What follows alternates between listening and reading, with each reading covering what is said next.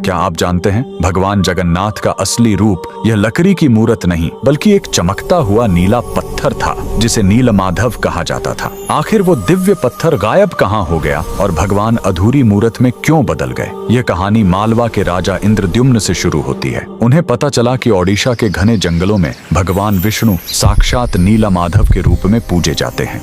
राजा ने अपने मंत्री विद्यापति को खोज पर भेजा। विद्यापति जंगलों में भटकते हुए आदिवासी सरदार विश्ववसु तक पहुंच गए, जो गुफा में गुप्त रूप से नीलमाधव की पूजा करते थे। विद्यापति ने सरदार की बेटी से शादी की और जिद करके गुफा देखने की बात मनवा ली। सरदार ने शर्त रखी कि वे उनकी आंखों पर पट्टी बांधकर ले जाएंगे, लेकिन विद्यापति ने चालाकी की। उन्होंने रास्ते में चुपके से सरसों के बीज गिरा दिए। कुछ दिनों बाद जब बारिश हुई तो सरसों के पौधे उग आए और विद्यापति को गुफा का रास्ता मिल गया। उसने तुरंत राजा को खबर दी। राजा इंद्रद्युम्न अपनी विशाल सेना लेकर घमंड के साथ भगवान को लेने पहुंचे, लेकिन उनके वहां पहुंचते ही नीलमाधव की मूर्ति हमेशा के लिए गायब हो गई। भगवान अपने भक्त विश्ववसु के साथ हुए धोखे और राजा के घमंड से नाराज थे। राजा ने रोकर माफी मांगी और अन्न जल त्याग दिया। तब आकाशवाणी हुई, मैं अब उस पत्थर के रूप में नहीं मिलूंगा, अब मैं समुद्र तट पर एक लकड़ी के लट्ठे के रूप में आऊंगा। कुछ समय बाद पुरी के समुद्र तट पर एक विशाल अद्भुत लकड़ी का लट्ठा तैरता हुआ आया। राजा समझ गए कि यही भगवान का नया रूप है। उन्होंने तुरंत आदेश दिया कि इस पवित्र लकड़ी से भगवान की मूर्ति बनाई जाए, लेकिन समस्या यह हुई कि वह कोई साधारण लकड़ी नहीं थी।